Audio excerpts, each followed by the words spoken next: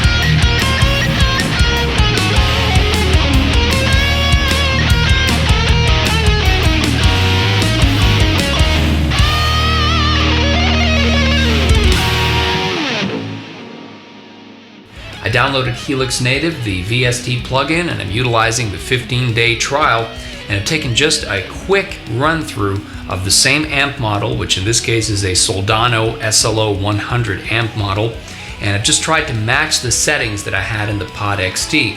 Very unscientific, very quick, same cab model, the same general EQ settings, same volume levels and everything. Now I know that's going to bias toward the Pod XT because it's taken 10 years to perfect the preset for the Pod XT. Now I'm matching that preset in Helix Native rather than starting from scratch in Helix Native. But I kind of figured I don't have very much time on this trial version, so I just have to start from somewhere, and that's my unscientific test. So let's see what this preset sounds like when it's copied over into Helix Native. Enjoy.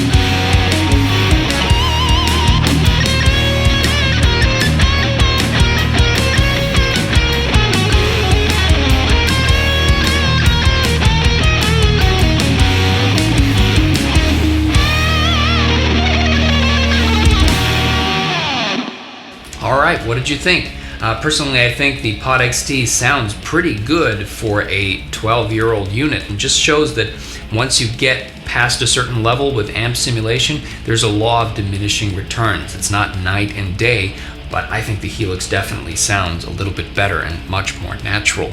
Now, to help you guys along in determining which sounds the best in your ears, I've gotten a little back-to-back together, so you'll hear 4 bars of the Pod XT, then 4 bars of the Helix, and so on through the entire song you've just heard. Enjoy.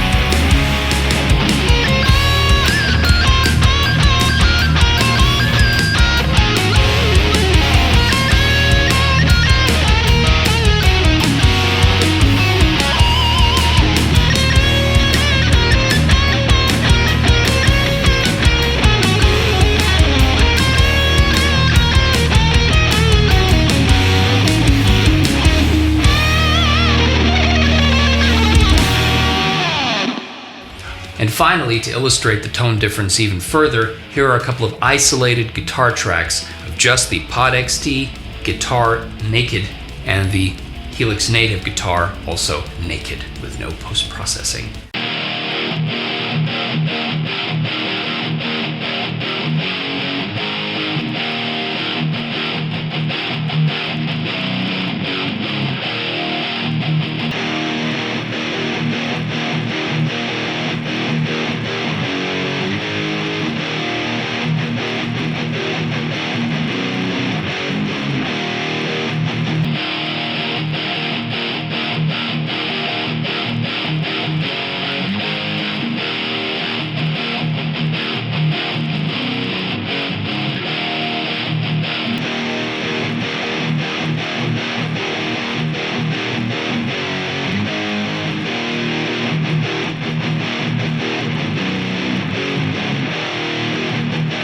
So there you go, guys. That's 2002 all the way to 2018. How far do you think amp sims have gotten?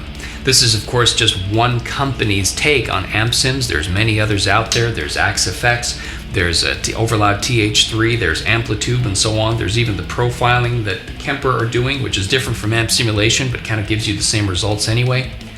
The cool thing about being in a home studio these days is there's more equipment and more choice than ever, and it's easier than ever to have a great sound. And no matter what product you choose, I'm sure you'll have a great outcome. After all, from time to time, I still dig this out and play with it every once in a while, even on some of my videos. So thank you very much for watching, guys, and hope for a lot more content in 2018. Have a great day. See ya.